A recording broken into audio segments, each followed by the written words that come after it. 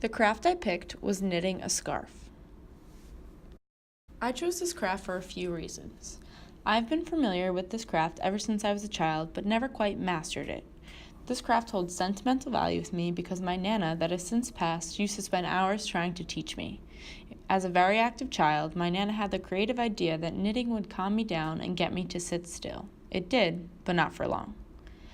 So while thinking of a craft to pick for this project, I thought knitting was a perfect fit. I could use the calming stress relief as well. By learning this craft, I can make some pretty cool gifts for the people in the future. I had an idea of how to knit the basic stitch, but did not know initially how to start the process. I used YouTube videos with step-by-step instructions on how to cast on or begin to knit and how to cast off or finish your scarf. This took me a few tries and was quite frustrating, but I realized quickly that I had purchased yarn that was not the easiest to knit. After learning how to cast on, my next biggest concern was keeping the same amount of stitches in each line. I chose 20 stitches and was very careful not to drop or duplicate any. The 4 main steps in knitting include gathering materials, casting on, stitching, and casting off. As you can see, I had a large variety of needles and different types of yarn to pick from.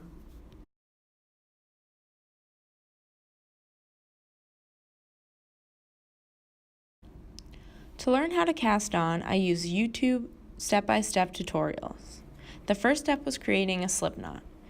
I made the slip knot, pulling the loop through the hole, tightened it, stuck the needle through the hole, tightened it up to the needle again, and then with the yarn that's attached to the ball of yarn, you hold that in your hand, you drape it over and around your left hand, taking the needle, sliding it under, and then pulling tight.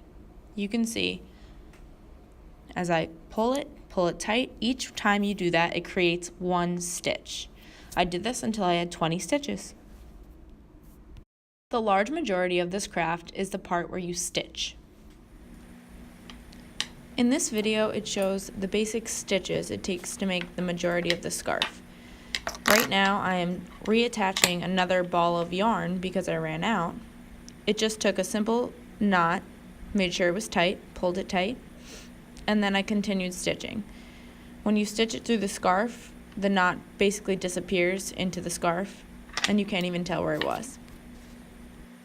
To create a stitch, you're taking the empty right needle and putting it through and under the left, catching the stitch, taking the yarn, going counterclockwise around and over, and then pulling down and transferring the stitch to the left needle.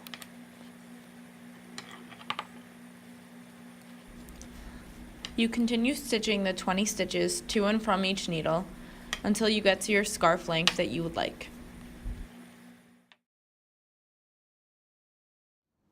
At this point, I've finished the scarf, it's long enough, and now I need to stop making stitches and secure the stitches. So this part is called casting off. So you're going to knit 2 stitches,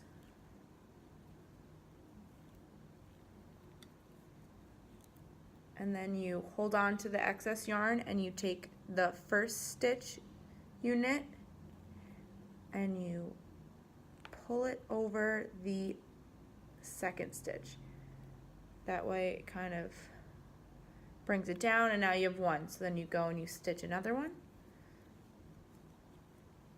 and you do the same thing. You take the second one and you bring it over the first one. This yarn that I picked is easily separated, so this is a little difficult, but so you just keep going.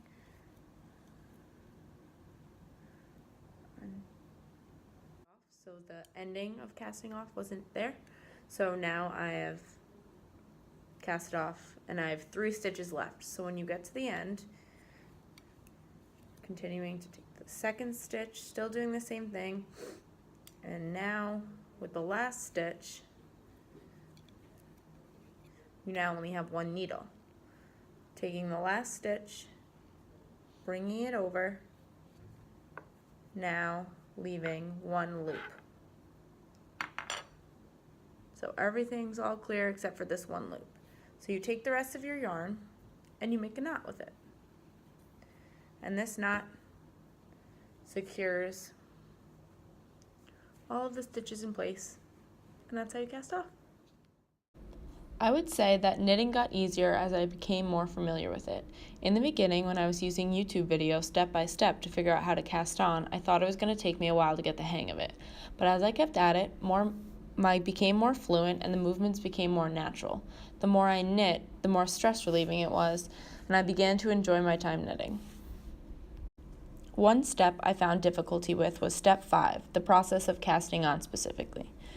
While watching the YouTube videos, I was still having difficulty determining what direction to move my yarn and the needle. They were saying left and right, and behind and above, and I kept getting them confused. It took me a few trials, but with some patience I figured it out, and it turned out to be quite simple once you got the hang of it. As I mentioned earlier, the yarn I chose to knit my scarf with was not ideal. It was easily separated, which made it difficult during step 8 when I needed to put the needle fully through the stitch. Oftentimes, the needles only went through part of the stitch, which is shown in the pictures above. When this happened, it can create a fake stitch in your next row. This is how stitches get added unintentionally. When this happens, your scarf will differ in width, and that's not what you want. Luckily, whenever this happened, I was able to recognize it and backtrack to ensure that I wasn't creating an extra stitch. This craft project meant a lot to me. Not only did I make a scarf that I can either wear myself or gift to someone, but I was able to create something functional and useful with my own hands and hard work. I know myself the time, effort, and patience I put into this activity, and I'm very proud of my work. It taught me a meaningful craft that I can now do and teach others how to do. I did this activity independently, so there were no social aspects for me, but I have since noticed that starting this project, there is a local knitting club that meets at the library weekly where I study. Knitting can be a social activity where you can talk and engage with one another. You can even ask for advice or change patterns with one another. Culturally, you can create gifts for family members by knitting them yourself. They mean much more because of the hard work that was put in, and they will be greatly appreciated. This craft also holds a special cultural meaning because my Nana used to make scarves, blankets, and many other things, so me being able to make a scarf brings that connection closer. Knitting can benefit a variety of clients, specifically with children. It can help with fine motor skills. It can also help with their focus and attending and stress relief. In the elderly population, it can help maintain fine motor skills, and it could also bring back the ability to do a craft that was once very meaningful to them, along with keeping their cognitive functions engaged. This activity can be graded up by using more advanced stitches. You can also follow different patterns and knit more challenging items such as hats. In order to grade down this activity, you can make knitting easier by beginning with larger needles. You can also start by knitting thin scarves. Thank you, and I hope you enjoyed my therapeutic craft video presentation.